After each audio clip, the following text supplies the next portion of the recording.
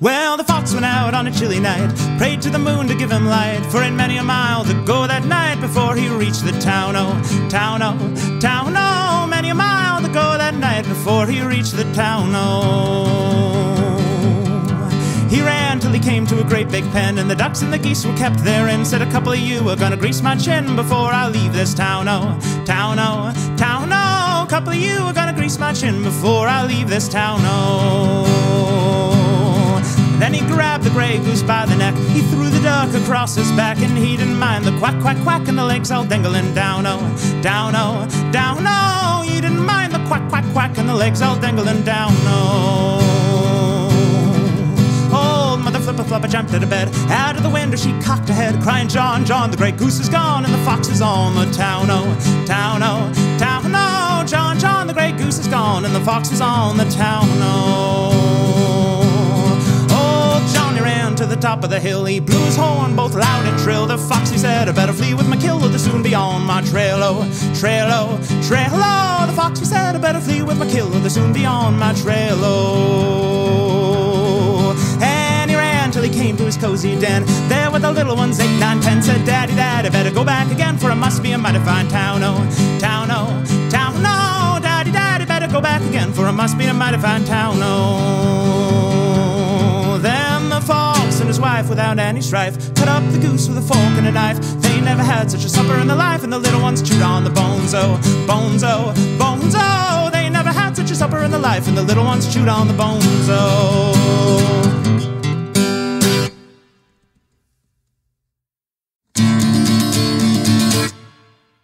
Monuments cast in long crumbled molds, they tower above with the hatreds of old. Metal that withstood erosion and age needs to fall now to answer our rage. The statues were cast in the flames of dark hate when dragons still ravaged our lands. It reminds of a past we must reformulate, so grab up the rope, hold it tight in your hands. We'll pull down the statues that stalk through our dreams, delivering nightmares and continent screams. We hide till the dawn to hold through the night. So join with us, brother, in our holy fight. Smash down the statues that hunt for our flesh. Bring down the hammer, our quest has been blessed by wizened albinos that rule from their homes in mansions with walls of impassable stone. What do we want? Book burnings to answer our yearnings. The past must be cleansed and never forget. Our final regret was none of us ever had any real friends.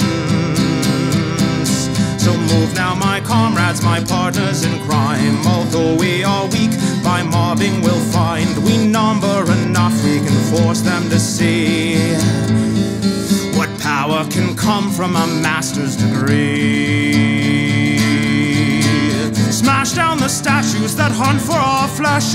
Bring down the hammer, our quest has been blessed by wizened albinos that rule from their homes in mansions with walls of impassable stone. 2468, we'll have no debate. This matter too dear to come to a vote. To fight for our rights, we come in the night. To sever their heads from their evil bronze throats. Smash down the statues that hunt for our flesh. Bring down the hammer, our quest has been blessed by wizened albinos that rule from their homes in mansions with walls of impassable stone. In mansions with walls of impassable stone. In mansions with walls of impassable stone.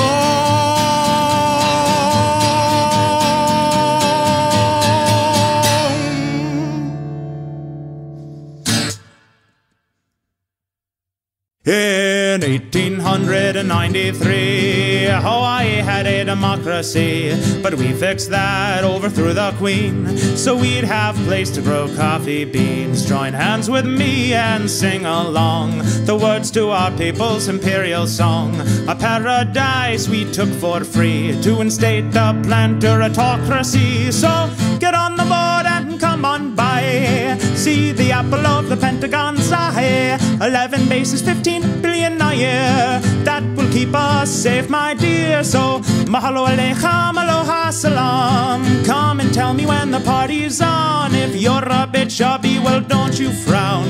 Our most famous singer weighs 600 pounds. So before the sea rises and brings its doom and traps us in this ashy tomb, take a jet plane here, go for a whirl, see the last green grass of a dying world. So mahalo akbar, you know it's haram to skip the luau on a Ramadan, as Kamehameha himself used to say. You gotta jihad the aloha way. Mahalo akbar, you know it's haram to skip the luau on a Ramadan, as Kamehameha himself used to say. You gotta jihad the aloha way. You gotta jihad the aloha way. You gotta jihad, you gotta jihad, you gotta jihad the aloha way.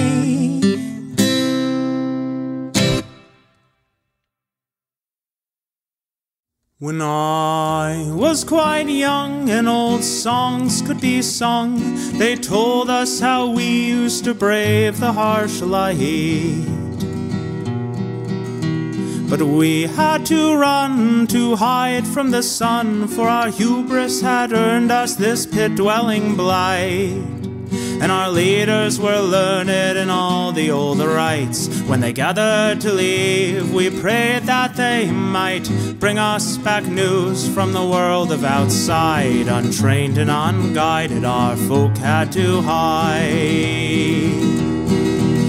Our minders would smile, heads up with pride, as they put on their blinders, one on each side, to block and to shade them from frightening rays, to bring us back stories to lighten our days. In the cavern we'd sit, young to the old, after hours in the pit, breathing in mold, for the ore that they'd break from the load, which was packed by our minders in crates, which then rode up a lift through a shaft dug deep in the past, up to the surface, pitted and blasted, where slobbering mutants would take up their prize, a deal we must hold with the folk we despise. This bargain was struck many decades ago, when I was a babe in a crib. These bandits had threatened our city below if we had nothing precious to give. Our protectors then earned their glorious place, taking the burden so we could stay free. Since then they protected and herded our race, and give shows on the wall of the cavern to see. The things from outside they project from a light that beams from a channel bored out up high.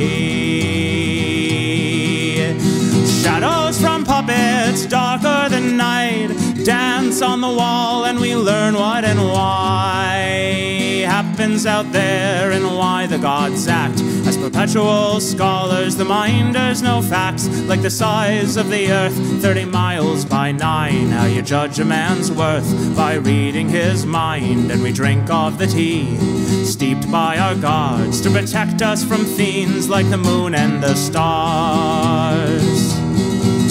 I know that the minders are folk just like me, and I wonder what sights sit under the sky. Just once for myself to help me believe, to be sure of the what and to know all the why.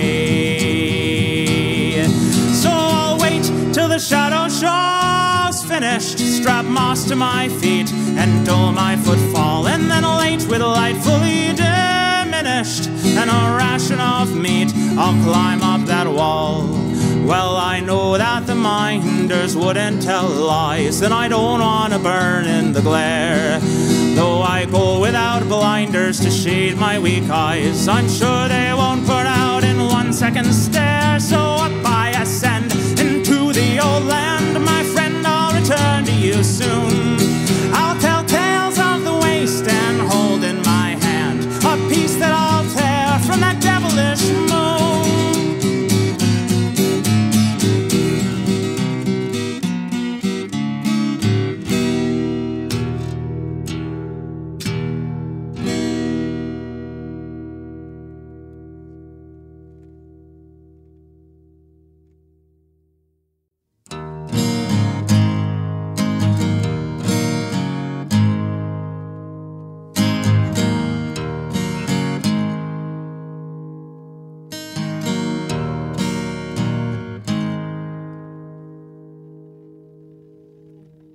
Who is like God, who treads on the sod and pushes the plow like a serf?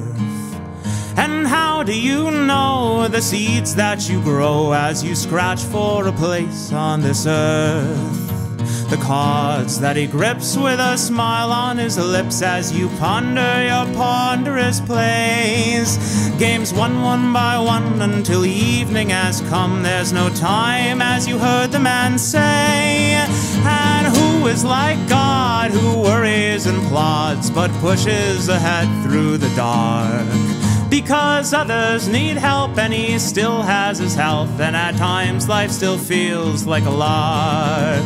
You watch his hand stretch halfway down the neck as he strums. Oh, you wonder and hear each note meet the next as pulled from the frets, tied to a heartbeat and played just as clear. And who is like God, who smiles and nods as his friends gather round him and say, you bind us like glue, and we wish that you could come back and talk to us every day.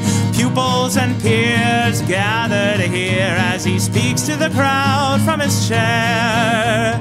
Scruples held dear can conquer our fear. Music is needed as much as air. And who is like God, or a bean in your pod, who listens and knows that you care? And he wonders how you write the words that you do, but you both know who helped you prepare. And who is like God, who treads on the sod and pushes the plow like a serf? And how do you know the seeds that you grow as you scratch for a place on this earth?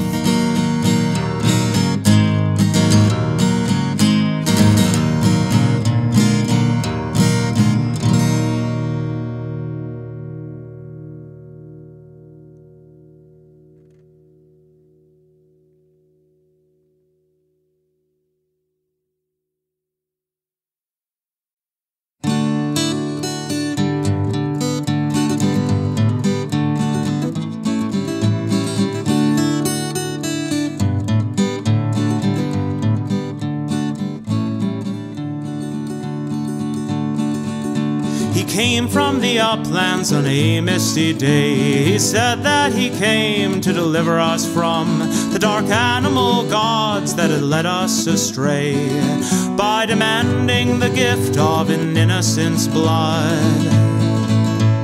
Ride to the south, our just king, and carry your banner proudly. On your return we will sing to greet your triumph loudly. He carried the light and remembered the word, but respected the rule of the rod from up high, until one dark day his faith was disturbed, though given his orders he could not fathom why. The priest of the rod said a town was enthralled by our most evil, craven, and treacherous foe. Though the hero sent missives and attempted to stall, he was ordered to raise the town much to his woe. Though his faith was quite strong, his devotion was true, the hero could not carry his orders through. So he laid down his arms and prayed in retreat, living off nothing but water for weeks, until he emerged to bring truth and hope, and he mounted his horse and rode off to the Pope. Ride to the south, our our just king, and carry your banner proudly. On your return we will sing to greet your triumph loudly. He rode till he came to the high papal keep, and barged into the rooms of the Pope fast asleep. Grabbed rod, frock, and crown, threw them down at his feet, where he shattered their power to cower the weak. He rode back to the uplands on a misty day, having rescued the light from its keepers infirm, to tell folk how to live, or to think, or to pray. A king lives to serve, respect must be earned. Ride to the south, our just king, and carry your banner proudly. On your return we must sing to greet your triumph loudly.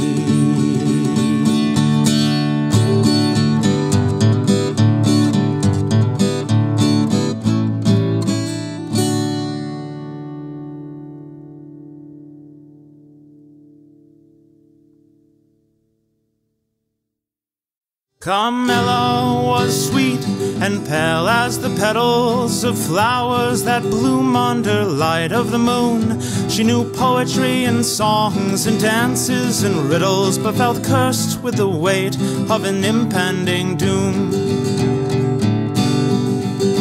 Because she had seen the way others were treated, the plain-looking girls and most of the boys, they were challenged and bullied and crushed and defeated. But Carmella got nothing but affection and toys. She knew that she had to evade this dark fate of being treated like a most precious object. She knew to escape before it was too late. The shape of her future was hers to protect. So she got some black ink and a few safety pins before she could rethink. She stabbed through her skin after only an hour, though the pain made her cry. She had etched in the outline of a crude butterfly. When her folks saw her arm, they were stunned and confused. They thought that they must be to blame, but their pleas went unanswered, their help was refused. For she sought to start living without beauty and shame. Baggy clothes and short hair and a new way of talking, drop eyes from their unconscious search. Less polite manners, a swagger when walking, all can be managed if you rehearse. But she'd wonder sometimes, was she losing herself? Was she forcing a change for a shot at fair terms? But she wanted meaning, not comfort and wealth. So she had just one shot and her ambition burned. Carmella got glimpses of what she surrendered in the lives that her female friends led. Babies by 30, puffy and tender, husbands that worked to keep them overfed.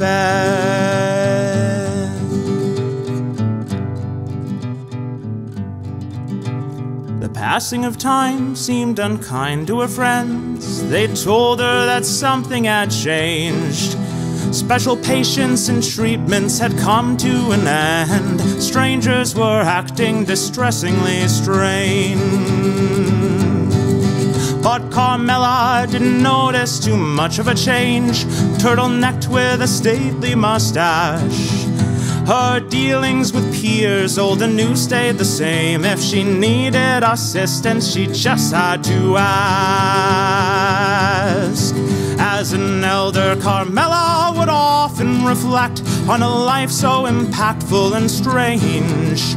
She chose her own terms to accept or reject, a grizzled old witch, not a porcelain dame. Because most flowers bloom for just a few days, while rootstocks and thorns make longer stays. So hours spent learning and building our mind can provide for those folk fate or chance leave behind. Carmella never mourned for the life she had led, or felt that her work was a waste.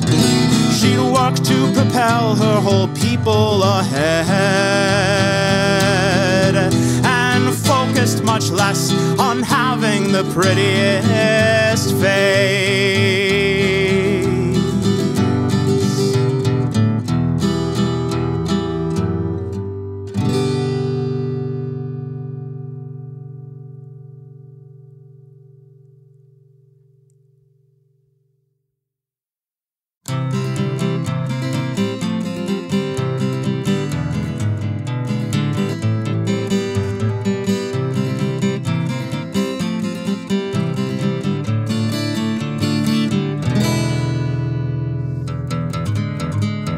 A girl with eyes of crystal balls and hair of the darkest mystique, grins with violet painted lips, approaches me and speaks. She shares her name as I do mine, with gestures plain and sweet, then tells me she's a Capricorn. I ask her what that means. With your birth date and sign, the stars in the skies reveal answers clear as the day. Cosmic creations and sound explanations give reason for how we behave.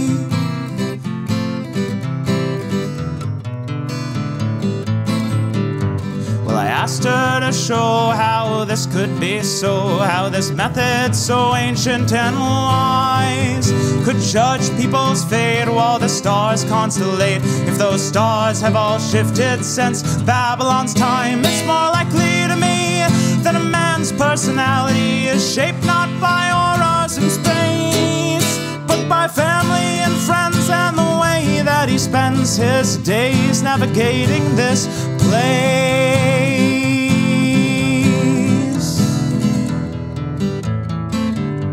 Annoyed with me, the girl concedes that proof is not what she needs. The accuracy of the words that she reads are enough to make her believe. Yet I insist these predictions of character come purposely common and vague. It matters not when you're born with a Libra or Capricorn. The gurus that spew them ensure they'll relate.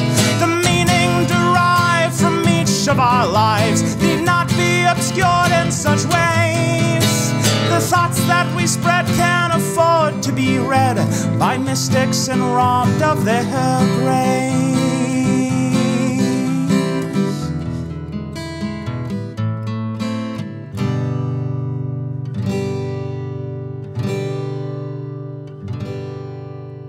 The girl only stared, surprised that I dare to question these feelings she's felt. Yet my sympathy sways as she traipses away, off to go bore someone else.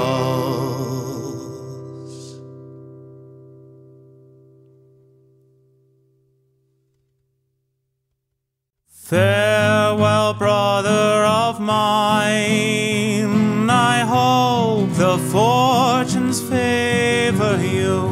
It's all as well, we'll probably do fine, now that the junta has pulled off their coup, and Grandma and Uncle Jose grow more dependent every day.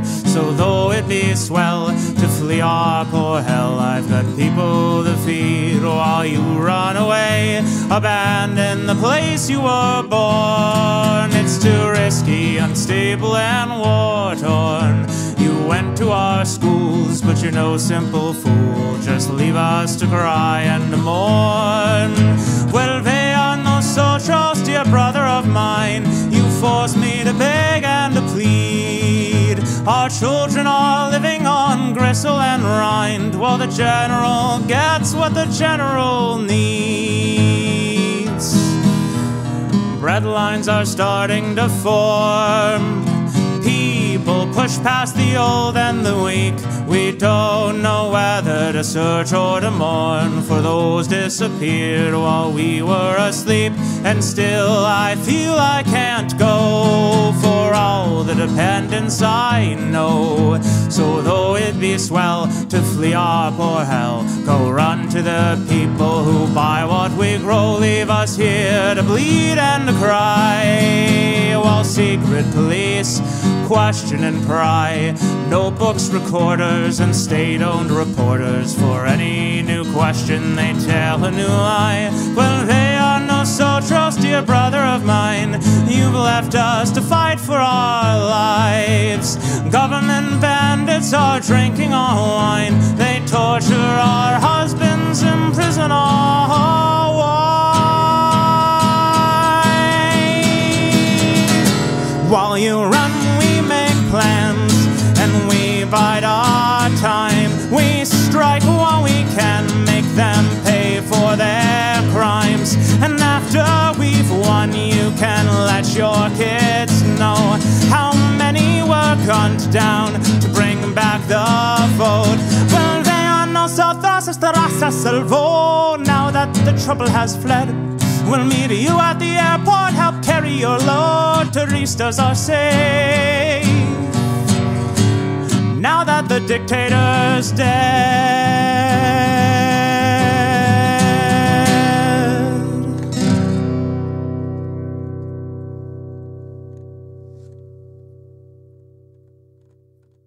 I want a big white nut, a flat spruce gut, a board that shakes for days. I want a quick fast drum to get me some with my wild old cowboy ways. I want a thick old strap and a gunny sack to bring my guitar along. I want a big old girl to roll my world and watch me write my songs. And I'll be strumming and coming all over this town, and you'll be stricken by my picking when I finally come around. There ain't no thing like the wild twang that'll pull me to my feet, and a big barn dance and a hay romance and that hazy summer heat. Once you be what you wanna be, and have done the same with C. All the cocks and hens come home to brood and roost eventually. Remember how I strummed and I flubbed up notes and chords, and we'll fucking shit and grin and spit, cause it sure beats being bored. I'm a big man child with a stupid smile, and I can't dress worth a damn. Like the crop of a kosher farmer, I am what I am. But I seldom think while I swill my drink that it is too much a shame, because I see who's been leading me, and they're about just the same. And I'll be fretting and wetting all over this town, and I'll be too dumb to notice if I end up in the pound. I was born to drink until my eyes close one final time, and if I do it in front of you, at least I fucking rhyme. The boy with the crooked nose put down his book and rose, walked loudly to greet with no shoes on his feet the old man who swept out the streets. After scarcely a mile, the boy had to smile when he saw the old fool set on a stool, lecturing ethics to birds on the street. Harsh edicts would greet any fowl who'd meet his off-balance stare for more than a bead. After he'd heard enough shaming of birds, the crooked-nosed boy came to the old man to ask of old legends or gossip he'd heard, and they spoke like conspirators sharing a plan. With an uneven grin, the man started to spin a retelling of heroes who traveled by ship. But the boy made a face, so the tales were replaced with accounts of how tyrants had tightened their grip on the city they lived in and expected to die. The boy wanted more, he had to know why. With patience explaining each pertinent fact, the elder reclined and made a soft moan. In habit, his hand grasped the spot on his back. He said, souls may not end, but this body is on loan.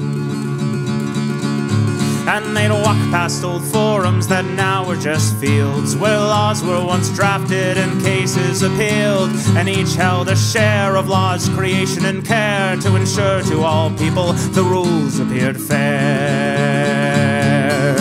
When the boy was much younger, he'd often maintain the tyrant should quickly mean ruin and pain. But the elder man balked, said it's not your place until you have grown and the crowd knows your face. You must build and achieve, show what can be done. True trust can't be bought, it has to be won. Since then the boy listened more than he asked, and would help the old man as he struggled at tasks. The boy would rise early and take the man's sweep to finish the job while his friend was asleep. The old man awaken at the cock's cry and see his work finished, tears in his eyes. Well, we know of what happened to the crooked-nosed boy who eventually rose in triumph and joy, but in sadness as well, though his city restored. For the boy could take walks with his mentor no more.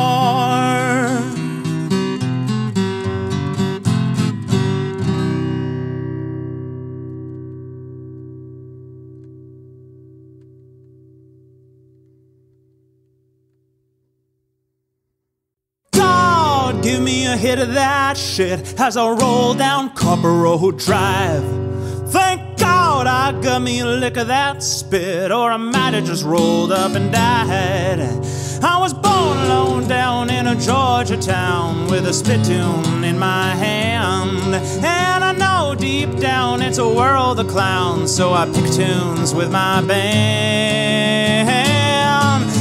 Goddamn freedom flows through the trees like a sweet babe's Georgia smile, and I hear the little fiddle on the whistling breeze saying country folk can survive.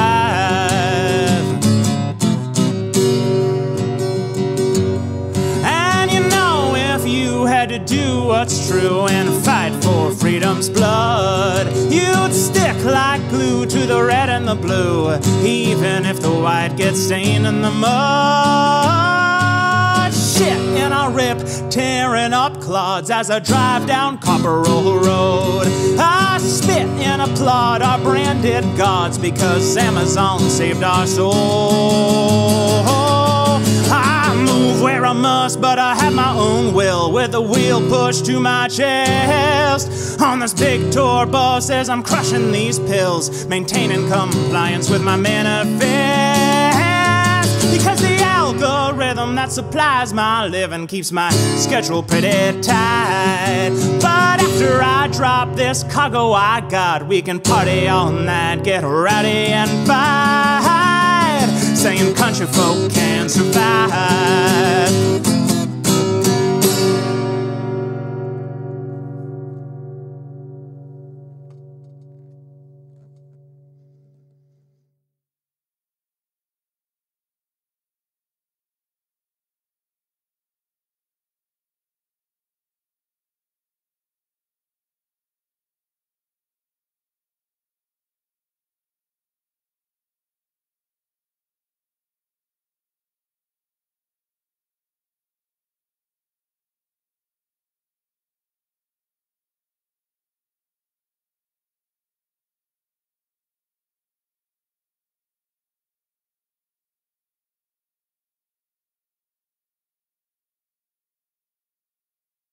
This tale is the strangest I've heard in my life, of the stampeding snapper and his Necrotaur wife.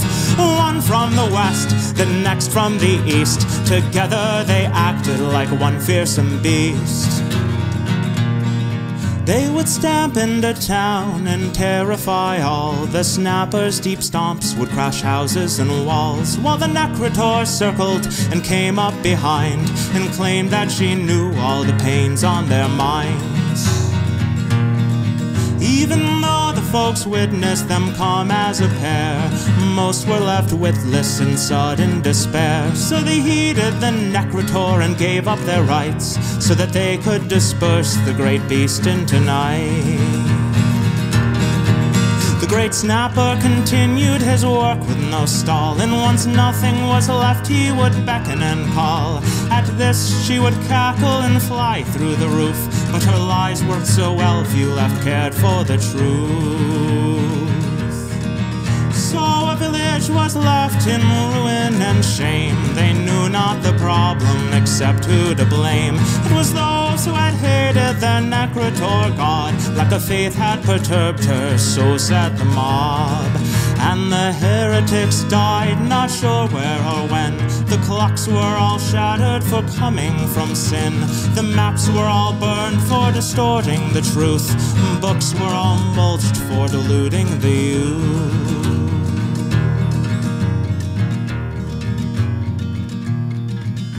And thus was my story, heartbreaking and strange. A land born in glory, now deeply deranged. If you go to that bad land so sprawling and vast, you'll find none who remember their civilized past.